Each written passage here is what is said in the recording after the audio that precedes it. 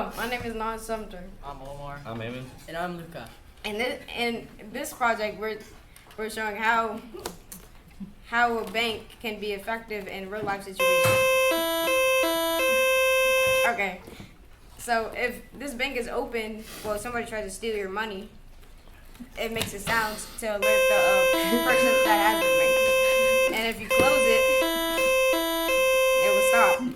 Okay, it's kind of a delay. And you can also see the check if it's closed and X if it's open.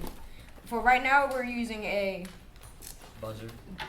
not a buzzer, but like A speaker because the buzzer doesn't make any sound. It makes sound, but not enough. It's It's too not low a- to It's hear. too quiet. Yeah. And What's the sensor? Oh. Copper tape. We use. the sensor is copper tape. Oh wait, it makes noise, When- but If it's not connected, it will make the sound. Like when And they're if- touching, it does doesn't not make- make a sound. And when it's open, when they're not touching, it makes a sound. Yeah. It goes to the PowerPoint.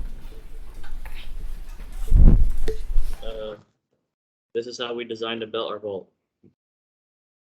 Defining the problem. The problem was we were asked to solve was making a vault to protect the items of an owner and sound an alarm when open.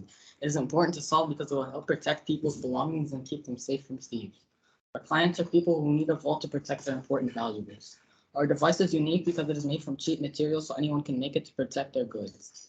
The design requirements were that we build a device to alert the owner when someone opens a safe and removes an object without the owner knowing. Generating concepts. The design solution produced by Omar and Naz was that when the box is open, the light sensor would detect it and trigger the buzzer in LED. Oh, generating concept. The design solution produced by Eamon and Luca was that copper tape would trigger the buzzer and alert the owner.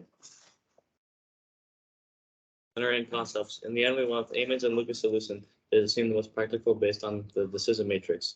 We built our code around that idea. Developing a solution. We use the decision matrix to evaluate which solution would be the best for developing the code. This is Lucas' idea from our decision matrix. We used it to decide because it helped us form an idea and get a general idea of the code.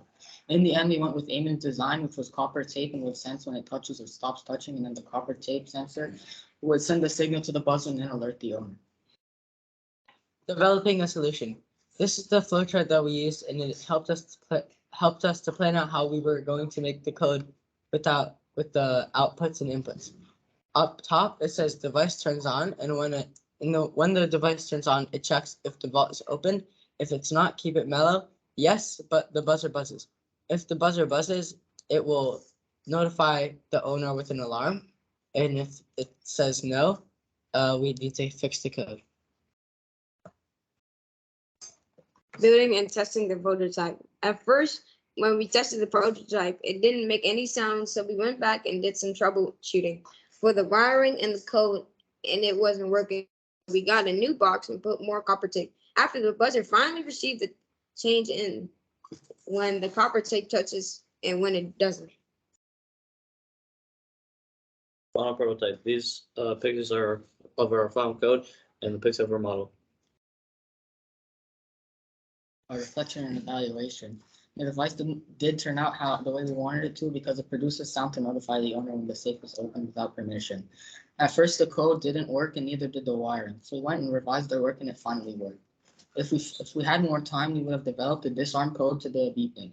We learned how to use a flowchart and a decision matrix successfully. The end. Thank you. Thank Thank you. you.